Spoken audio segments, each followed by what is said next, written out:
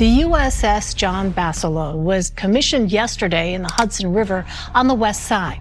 Basilone was a U.S. Marine who received the Medal of Honor for heroism in the Pacific Theater in 1942. Every war has its monsters, and every side fears one name above the rest. For the Japanese in World War II, that name was John Basilone. He wasn't born brutal. The war made him that way. From the steaming jungles of Guadalcanal to the blood-soaked sands of Iwo Jima, his legend grew. He was the first enlisted Marine in World War II to receive the Medal of Honor. John Basilone, the first enlisted Marine to receive the Congressional Medal of Honor. But what made him different wasn't just how he fought, it was why he fought. And once you hear it, you won't see him the same. The making of a Marine legend. John Basilone had always been restless, even as a boy.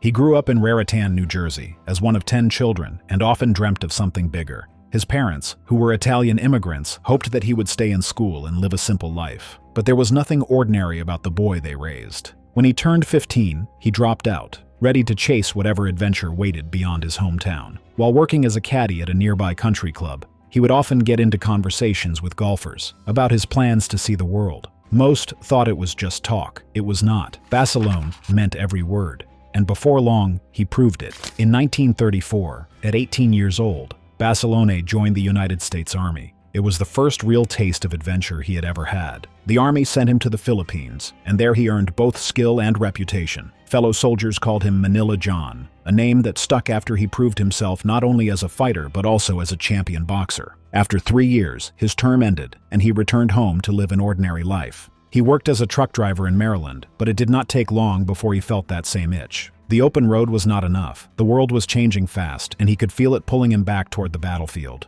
In July 1940, he made his choice. He joined the United States Marine Corps. Maybe it was duty, or perhaps it was the fire that had always burned inside him. Whatever it was, that decision would change everything. The restless young man from New Jersey was about to face the kind of test only a few men survive. The battle for Henderson Field.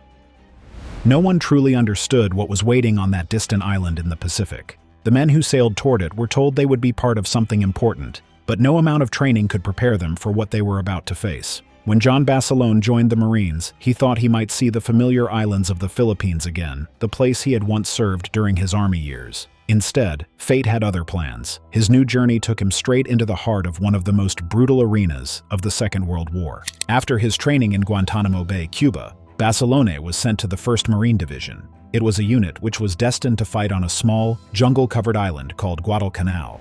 In September of 1942, Basilone landed there with his fellow Marines. To the outside world, the name meant nothing. But for the men who stepped off those boats, it would become a place of endless rain, disease, and fear. The Japanese and Americans were locked in a struggle for control of the island's airfield, a patch of ground known as Henderson Field. Whoever held that airstrip controlled the flow of supplies, troops, and survival itself in the Solomon Islands. Now, the jungle was unlike anything most of the Marines had seen. The air was thick and wet. Insects swarmed without mercy, carrying diseases which left men feverish and weak. Nights were worse. The darkness came alive with strange sounds. Every shadow could be an enemy. John Basilone never seemed shaken. The men who fought beside him noticed how calm he stayed. When orders came, he didn't hesitate. He was focused, steady, and always ready to act. That quiet strength was about to be tested like never before. By October, the battle had reached its peak. John commanded 2 sections of Marines armed with heavy .30 caliber machine guns. Their assignment was simple in words, but deadly in reality. They were to hold the line at Lunga Ridge, which was about 1,000 yards south of Henderson Field. If the Japanese broke through there, the airfield would fall, and so would the island. The men were already worn down. Many were sick with malaria. Their bodies had become weak, and their minds were dulled by exhaustion. The rain turned the ground to thick mud, which in turn clogged gun barrels and made movement nearly impossible. Yet when the enemy came, there was no time to think about comfort or rest. Then came the night of the assault. Close to 3,000 Japanese soldiers advanced toward their position. The darkness exploded with the sound of machine guns, mortars, and grenades. Basilone's unit fired into waves of attackers. The fight raged on for 2 full days, and in the aftermath, the ridge was littered with fallen soldiers. Yet, this was only the beginning.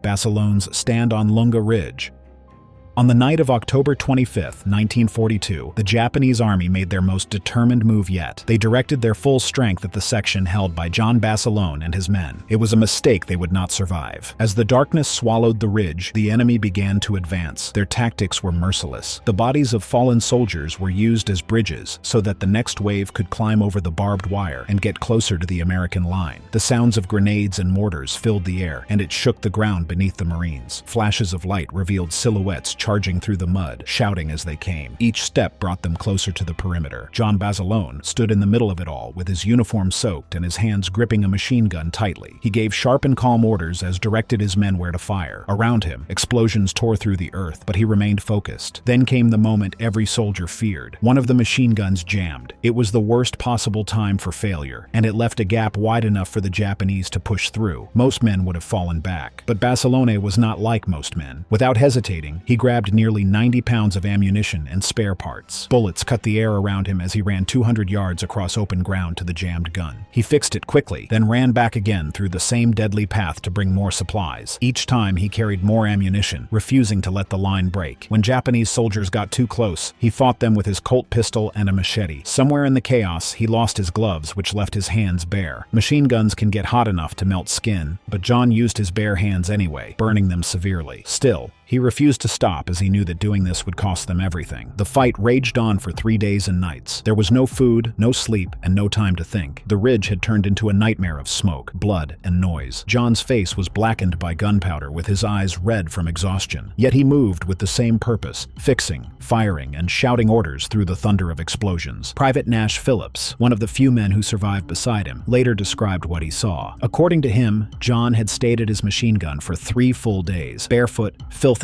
and driven beyond human limits. He fired until the barrels glowed red. The air shook with explosions. Mortars crashed nearby, tearing holes in the muddy ground. Marines screamed for ammunition, for help, and for anything that could hold the line. Some positions collapsed completely, overrun by sheer force. But not Basilone's. He refused to retreat. When his men ran out of bullets, he crawled through the mud under fire in order to collect ammunition and grenades from the dead. When a machine gun broke down, he fixed it with trembling, burned hands. When someone was wounded, he dragged them back to safety before returning to the gun. By dawn, the ridge was covered with silence and smoke. Hundreds of Japanese soldiers lay where they had fallen. John had done what no one thought possible, from hero to legend.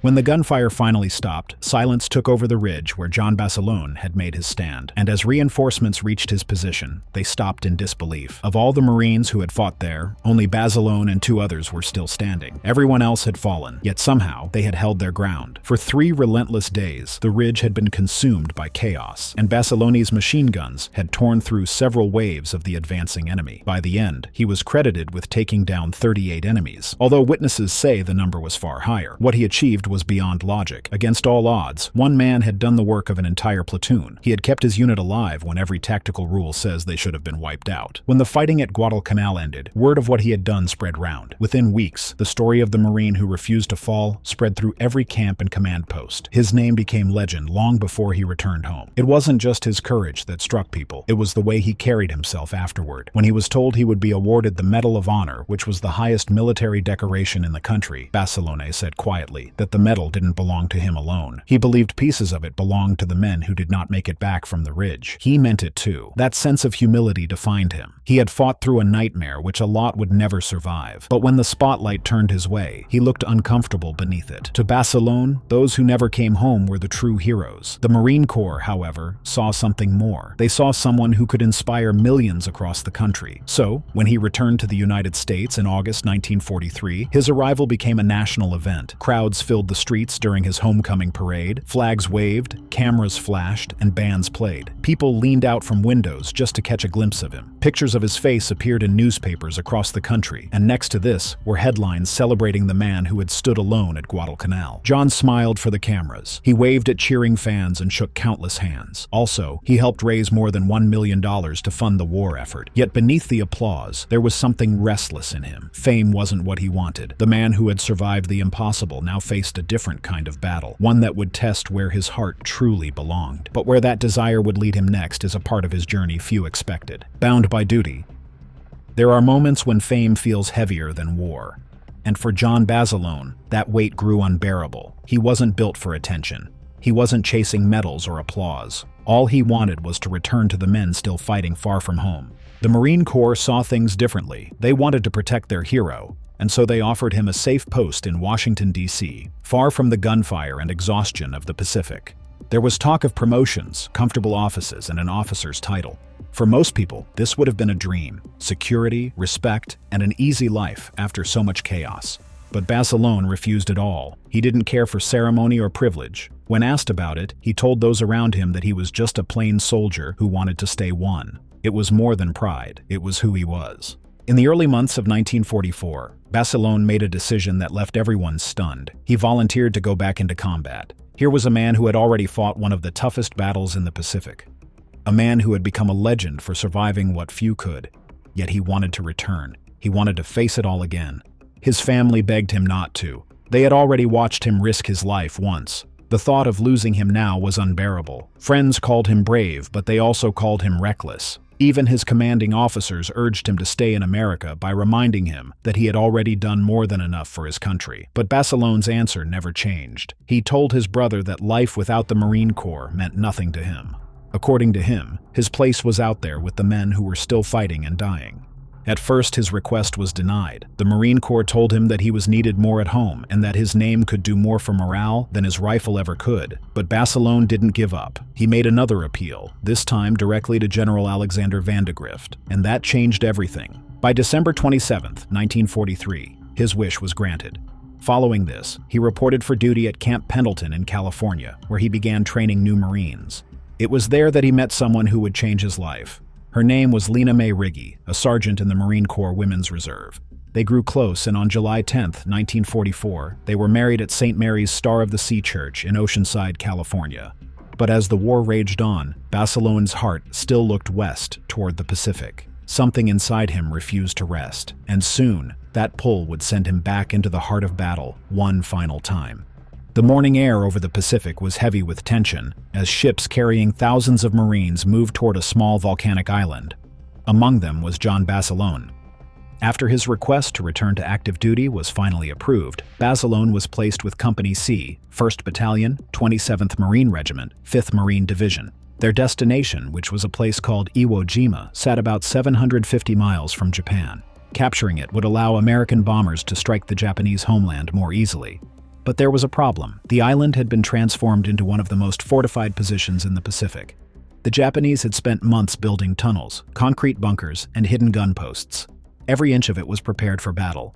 As Basilone's ship drew closer in February of 1945, he must have sensed that this was not going to be like Guadalcanal. There, he had defended his ground with clear lines of fire. Here, he would have to fight his way across open beaches, while enemy fire rained down from caves and fortified ridges. The island's black volcanic sand made every step harder, and it slowed the men as explosions tore through the coastline. The ocean soon erupted with artillery fire. Shells burst around the landing craft and bullets tore through the air. Wrecked vehicles lay scattered across the shore. Many Marines never made it out of the water. For those who did, survival depended on instinct and luck. Basilone had seen enough combat to know fear was useless. He had chosen to be here because he believed he belonged alongside the men still fighting. As the ramp of his landing craft dropped, he moved forward without hesitation. The moment his boots touched the black sand, he began directing fire, shouting orders, and guiding Marines through the chaos. The noise was relentless. Machine guns crackled, explosions shook the ground, and men called for help. But Basilone kept pushing forward, using his experience to lead under pressure. He knew the mission depended on breaking through that beachhead, no matter the cost. Every move brought danger closer, but hesitation wasn't in his nature. His calmness inspired those around him to keep moving when most would have frozen. The black sand of Iwo Jima was becoming the stage for one of the most intense battles of the war, and John Basilone was once again in the center of it.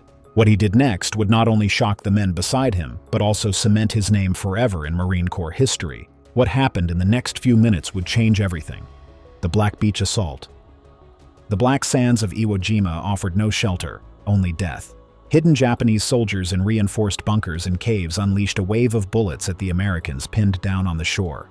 The landing boats couldn't move closer and supplies were trapped offshore. The men had nowhere to run, and every second felt like their last. John Basilone could see that his men were frozen in place by fear. They were being cut down faster than they could move forward. Something had to change, and it had to happen immediately. Without waiting for permission, he shouted at the Marines closest to him and urged them to get up and push ahead. Then, he did what few would ever dare. He stood up and charged forward into the storm of bullets. The ground around him exploded as shells hit the sand, yet he kept going. He moved fast, carrying his gear and firing as he ran. At the same time, he called out to others to follow. It wasn't just bravery, it was instinct, the kind that made others believe they still had a chance to survive. Seeing their leader advance through such danger gave the men the push they needed. One by one, they rose and followed. Every inch gained came at a cost. The Marines began to move off the beach, and soon they finally broke through the zone that had trapped so many. But the deeper they went, the worse it became. The Japanese had built an underground fortress across the island. There were hidden tunnels and traps which were waiting for anyone who dared to move inland. The battle for Iwo Jima was far from over, and John Basilone was about to face a fight that would define his legacy. John Basilone and his Marines had barely pushed inland when they found themselves trapped again. This time by an enemy position so heavily fortified it looked impossible to destroy. Ahead of them stood a massive concrete blockhouse built deep into the island. It had hidden gun slots that spat machine gun fire and bursts of artillery. Every attempt to move forward was met with a wall of bullets. If that stronghold was not taken out soon, hundreds of Marines would be wiped out. Basilone studied the scene for a moment. He knew waiting for orders would only get more men killed. And so, without hesitation, he decided to go after it himself. It was a move few would even think of, let alone try. While his men laid down suppressing fire, Basilone began to crawl across the volcanic ground. With him, he carried grenades and demolition charges. The Japanese soldiers inside soon saw him coming. Machine guns opened up, spraying the area around him. Bullets hissed past his helmet, and chunks of hot rock pelted his back as artillery blasts shook the ground. Every second he stayed alive felt borrowed. But turning back wasn't an option. Inch by inch, he kept moving until he was close enough to strike. Then, he pulled the pins and hurled grenades into the narrow openings of the blockhouse. The blasts ripped through the concrete walls and shook the entire structure. Smoke poured from the openings as the Japanese soldiers inside were taken out. But John did not stop there. He called up a nearby flamethrower team and guided them to finish the job. In moments, the position that had stalled an entire company was destroyed. The Marines who had been trapped behind him could finally move forward. But the fight wasn't over. As John regrouped with his men, he spotted a Marine tank stranded ahead. It had stopped in the middle of a field because its crew could not see the path through a minefield. If the tank moved blindly, one wrong turn would have meant death for everyone inside. John didn't wait for anyone else to act. He ran toward the tank, still under fire, waving for the crew to follow his lead. Walking in front of the tank, he guided it step by step through the deadly terrain. Every foot he moved could have triggered an explosion, yet he kept his focus. When the tank finally made it through, he directed its gunfire toward enemy positions that had been holding the Marines down. One by one, those defenses began to fall. Even after clearing the path for his men and saving the tank crew, John refused to stand back. He returned to his unit, ready to keep advancing deeper into the island. By then, he had already done enough to earn the respect of every man there. But Basilone wasn't the kind to stop while others were still in danger. The final stand of John Basilone. He should have been exhausted, but instead he was thinking about what came next. The enemy's defenses were still strong, and more men would be needed to keep pushing forward. The Japanese had another fortified position ahead, and their firepower was cutting down anyone who tried to move forward. Without reinforcements and heavier weapons, John Basilone with his unit would not stand a chance. So, he made a choice few would dare to make. He told his men to hold their ground and set off to bring back more troops and machine guns. The younger soldiers watched him sprint across the open beach. They must have wondered how one man could stay that calm in the middle of so much destruction. But Basilone had always been that way. Steady, focused, unbreakable. He reached the rear lines and gathered a few Marines along with the weapons they needed. Then he turned around and started back toward the front. Every step brought him closer to danger. Soon, mortar shells began landing around him. These weren't wild shots. The enemy was targeting his position with precision, and every explosion seemed to get closer. One blast landed near him, and chaos followed. When the smoke cleared, several Marines lay dead. John was still alive, but badly wounded. The explosion had torn through his body. Some conflicting witness accounts suggest he was also hit by small arms fire. However, a soldier nearby later recalled that his injuries were severe. His abdomen was ripped open, and blood soaked through his uniform. A medic soon rushed over. The only hope was to get Basilone off the beach to a hospital ship, but none could come close. The shoreline was clogged with wrecked boats and broken equipment. In addition to these were also the fallen Marines. The chaos was beyond control. The medic gave him a shot of morphine to ease the pain while also trying to stop the bleeding. Some Marines stopped to look at him, realizing that their hero was now lying helpless. But a sergeant barked at them to move. The battle was not over, and standing still meant death. John Basilone held on for nearly half an hour, and even as his strength faded, he stayed conscious and was aware of the fight continuing around him. He had given everything for his men and his country. Then, quietly, his body went still. The fighting continued, but for the Marines who knew him, the moment felt heavier than the war itself. He was 28 years old when he died, a soldier who had done more than anyone could ask. John Basilone's legacy. They say some names never fade from the battlefield, and for the Marines at Iwo Jima, one name refused to die. Word spread quickly through the ranks that John Basilone had been killed. At first, disbelief swept over them. Then something changed. The fear that had kept men pinned down gave way to anger and resolve. They rose from their positions and pushed forward through explosions and machine gun fire, fighting with the kind of fury only grief can spark. Each blockhouse was taken one at a time. Progress was slow and costly, but the men were no longer hesitating. Basilone's courage had always been larger than life, and even in death, it carried them forward. What set him apart from others was not just his skill, it was his complete devotion to the Marines beside him. He put his men before his own comfort, ran to aid the wounded, and stepped into danger without a second thought. That devotion became a force on the battlefield. When news of his death arrived, it did more than sadden the ranks. It hardened resolve. After the battle, his body was laid to rest in a makeshift grave on the black sands of Iwo Jima. Years later, in April 1948, his remains were returned home at his family's request and reburied at Arlington National Cemetery in Virginia. His wife, Lena, lived to 86. She never remarried and was buried still wearing her wedding ring. John Basilone's name continues to carry weight within the Marine Corps. His courage, loyalty, and sacrifice still inspire those who wear the uniform today. If you've followed John Basilone's journey to this point, take a moment to like this video and subscribe to the channel. There are more untold stories like his waiting to be shared, and you won't want to miss what comes next. Thank you for watching. See you in the next video.